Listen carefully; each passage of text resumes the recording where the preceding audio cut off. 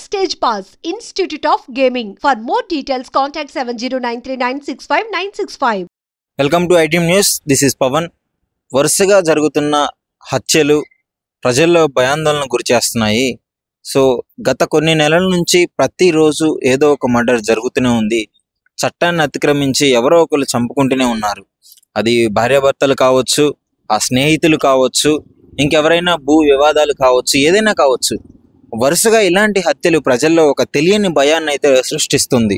ఎందుకు ఇలా మనుషులు మృగాల్లా మారుతున్నారని చెప్పేసి. తాజాగా జగిత్యాలలోని మరో మర్డర్ కేసు కూడా సంచలనం సృష్టిస్తోంది.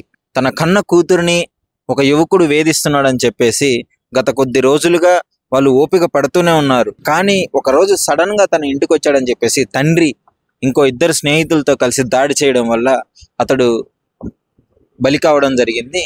సో దీని గురించి వివరాల్లోకి వెళ్తే, మల్లేష్ అనే వ్యక్తి, సల్లూరు మల్లేష్ అనే వ్యక్తి, ఆయనకి 26 సంవత్సరాలు ఉంటాయి. గత కొద్ది రోజులుగా కిషన్ రావుపేటలో నివసిస్తున్న ఒక మహిళని ఆ ప్రేమ పేరుతో వేధించడం జరుగుతుంది. వెంట పడుతున్నాడు, నన్ను ప్రేమించు ప్రేమించు అని చెప్పేసి ఆమెని బ్లాక్మెయిల్ చేయడము, ఈ విధంగా అడ్డుకొని బలవంత పెట్టడము చేస్తున్నాడు. తండ్రికి కొద్ది రోజుల నుంచి ఆమె చెప్తూనే ఉంది. ఒకరోజు బరి తెగించి ఇంట్లోకి వచ్చాడు. ఏ ధైర్యంతో వచ్చాడో తెలియదు. ఇంటిలోకి వచ్చి రాగానే వెంటనే ఆమె సమాచారం వాళ్ళ తండ్రికి అందించింది. తండ్రి రాజిరెడ్డి అదేవిధంగా ఇంకో ఇద్దరిని వాళ్ళ స్నేహితులను తీసుకొని వచ్చి ఇంటికి వచ్చి అతడి మీద దాడి చేయడం జరిగింది. సో ఆ దాడిలో అనుకోకుండా ఆ మల్లేష్ అనే వ్యక్తి, 26 సంవత్సరాల వ్యక్తి చనిపోవడం జరిగింది. సో చనిపోయిన తర్వాత ఆ పోలీస్ వాళ్ళు ఇన్వెస్టిగేషన్ చేశారు. అతడి మీద గతంలో కూడా కొన్ని ఇట్లా బ్లాక్మెయిల్ కేసులు, మహిళలు హింసించిన కేసులు ఉన్నాయని చెప్పేసి అది బయటికి రావడం జరిగింది. ఈ విధంగా అదంటే చట్టాన్ని చేతుల్లోకి తీసుకొని ఈ విధంగా చంపేయడం వల్ల ఇప్పుడు తన కూతురు ఒంటరిదైపోతుంది. తండ్రి కూడా జైల్లో ఉండాల్సిన పరిస్థితి.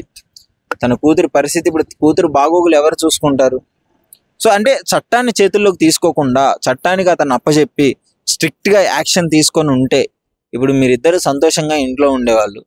ఏదేమైనా సరే, అంటే ఎందుకు ఈ విధంగా చట్టాన్ని అతిక్రమిస్తున్నారు, ఎందుకని ప్రజల్లో ఇలాంటి భావన? చట్టంలో మరి చట్టం దగ్గరికి వెళ్తే, పోలీసుల దగ్గరికి వెళ్తే న్యాయం జరగదు అనే భావన, లేదంటే ఆ కోపంలో కూతుర్ని హింసిస్తున్నాడన్న కోపంలో చేసిన ఆ తప్పుడు పని తెలియదు. కానీ గత కొద్ది రోజుల నుంచి ఇలాంటి మర్డర్ కేసులు ఎప్పటి నుంచో మనం వింటూనే ఉన్నాము.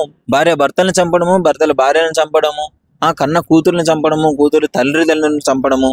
అంటే మనుషుల్లో ఈ బంధాలకి, విలువలకి అస్సలు వాల్యూ లేకుండా పోయింది. ఎవరు విచక్షణ రహితంగా మరి ఇష్టం వచ్చినట్టు తాగడము, ఇష్టం వచ్చినట్టు డ్రగ్స్కి బానిస అవ్వడము, ఇట్లాంటివి కూడా జరుగుతున్నాయని చెప్పేసి ప్రజలు కొంచెం భయాందోళనకు గురవుతుంది. మరి చూడాలి దీని గురించి అసలు మీ అభిప్రాయం ఏంటి?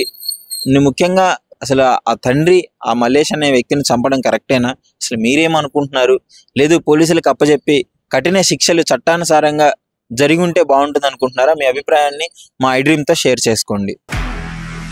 నిజంగా ప్రస్తుతం ఉన్నటువంటి సమాజం దేనికి ప్రయారిటీ ఇస్తుంది? ఆర్థిక సంబంధాల చుట్టూ మాత్రమే తిరుగుతుంది.